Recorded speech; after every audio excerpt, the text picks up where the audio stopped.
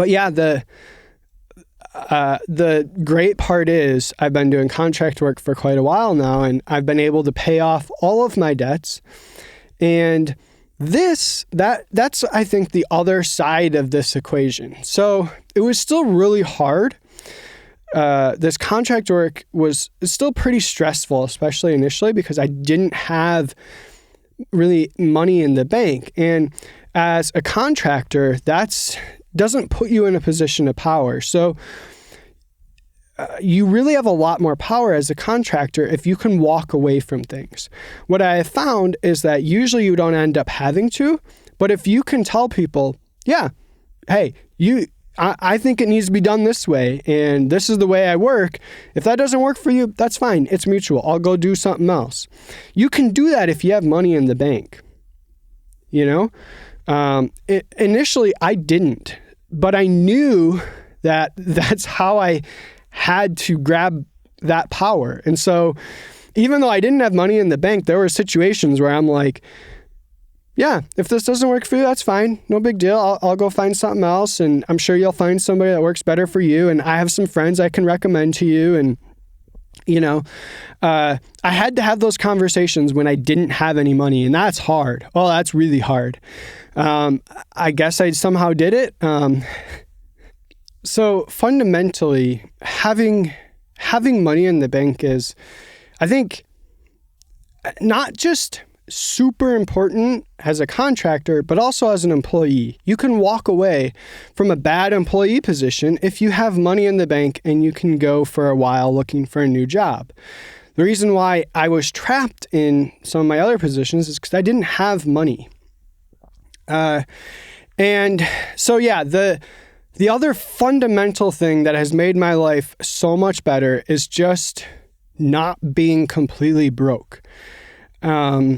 I've been able to pay off my debt, and I don't have a lot of money. I'm not rich like I always imagined I would be.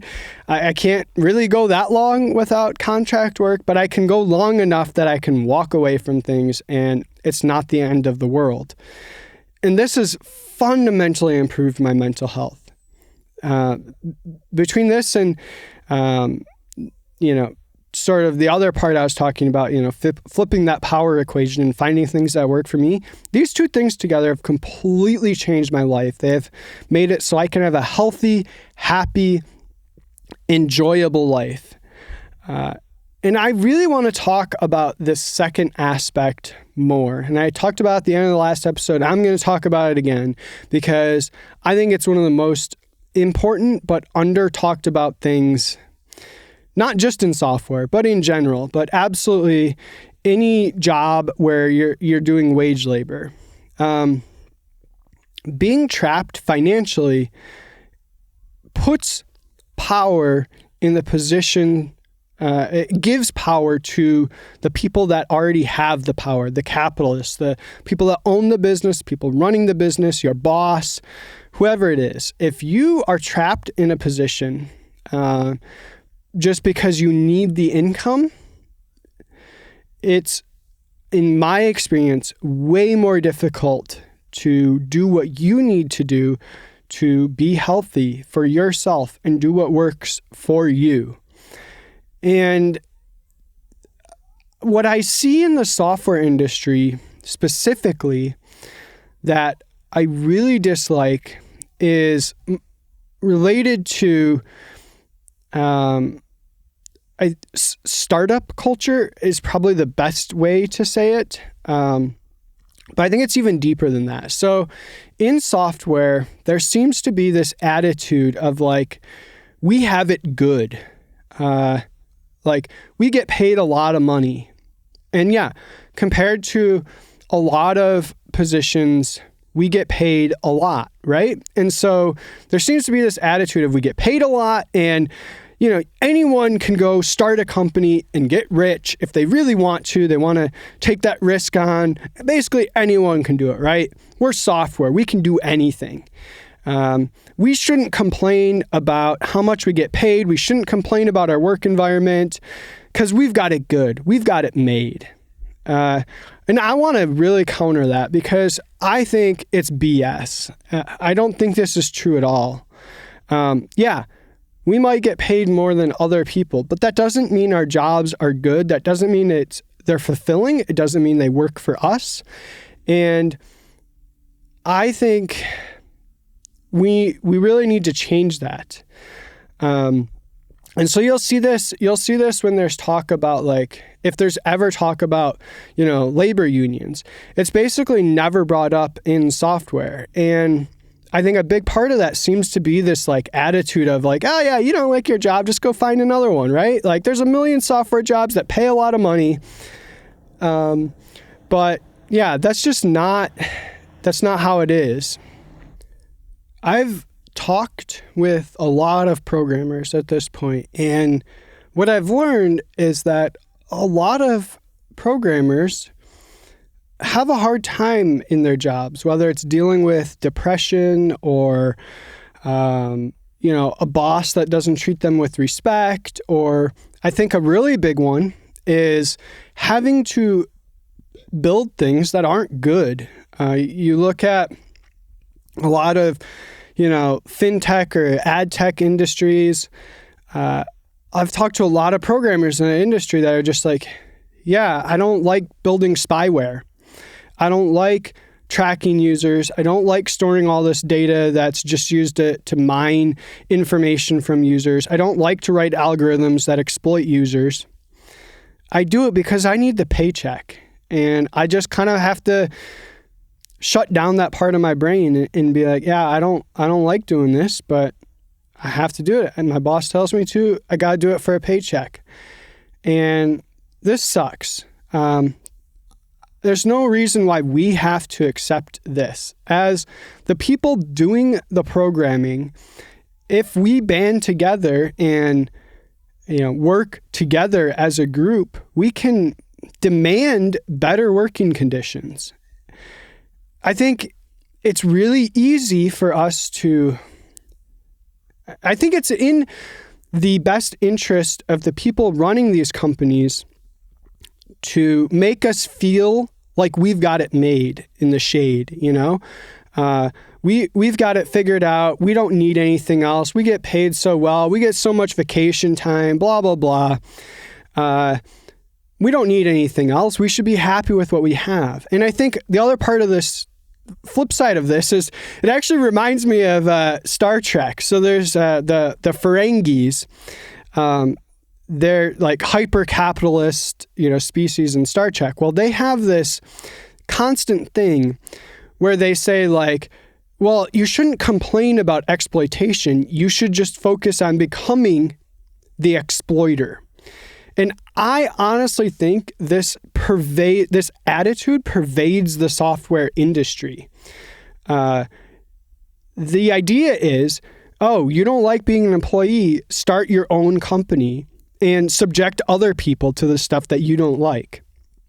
We don't say that directly, but I think that's honestly the attitude that is really running in the background of a lot of this industry. So you don't like your working conditions. A very common thing in this industry is, and this is something that gets talked about a little bit, but not a lot, but it's bringing in people from overseas on visas. India, a lot of other countries, you're over here on a work visa. These people get paid as programmers much less than even, us who are, from the US. But the worst part is these visas tie them to these jobs. If they lose their job, they lose their visa, they lose everything. And so they're often at the forefront of this type of exploitation. But I think it runs throughout the industry. And the whole idea throughout this entire industry is don't complain about the exploitation, be the exploiter. Come up with this new crypto, whatever company, strike it rich, subject other people to the exploitation. And it sucks. I want people to be able to program and enjoy it and be able to do it in a way that works for them. This is really, I think it goes a lot more beyond me. Like just speaking with a lot of other people, I think this is a much bigger deal that doesn't get talked about. I think we should start demanding, whether it's contract work or employee work, whatever it is, start working on flipping this power equation so that, as the people doing the wage labor, the people actually doing the work, we say, no, I am uncomfortable about, the fact that we have this security breach and you don't want to disclose it to the users. This matters to our users. Maybe they need to take precautions because now their personal information might be available on the internet. Or I don't want to store this personal information because we don't actually need it to do what we do. You just want to store it to mine it. But what if this leaks? And, I think we need to take a hard look as an industry about the lie we've been telling ourselves, which is that we've got it good and we shouldn't complain. I'm not saying that we need to ignore the positive things that we do have. Yes, we do get paid better and we have better benefits than a lot of people in a lot of industries. But that does not mean that things are perfect. That doesn't mean we can't make things better. And I think a lot of the working environments in the software industry are extremely exploitive. I had a friend who worked in the video game industry, and they would work like 80-hour weeks for very low pay, even in the Bay Area. And they would just get burned out. And they were like, yeah, this is just how it is in the software gaming industry. People love doing it. And so they're willing to make these sacrifices.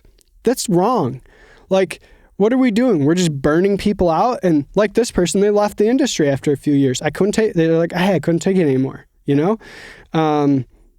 These are places where we are being exploited, where we are not able to take control of the situation and be like, let's find something that works for both of us, something that's healthy for us as individuals and fits into this economy, fits into whatever the business is trying to do.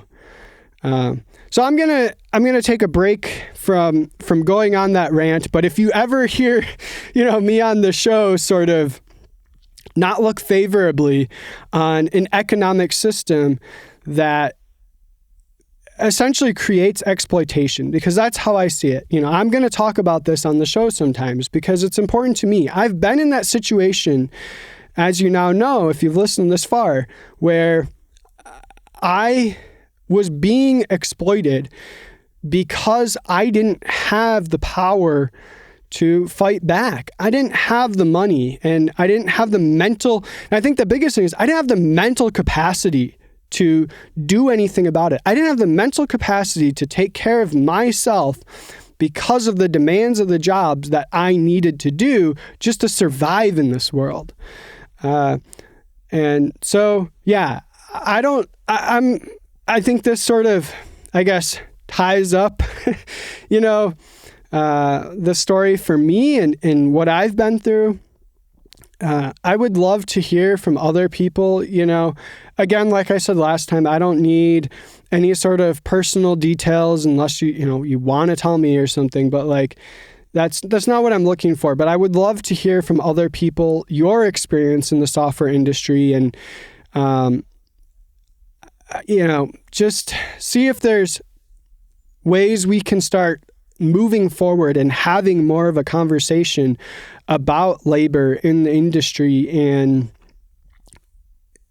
fighting back against this, be the exploiter's attitude.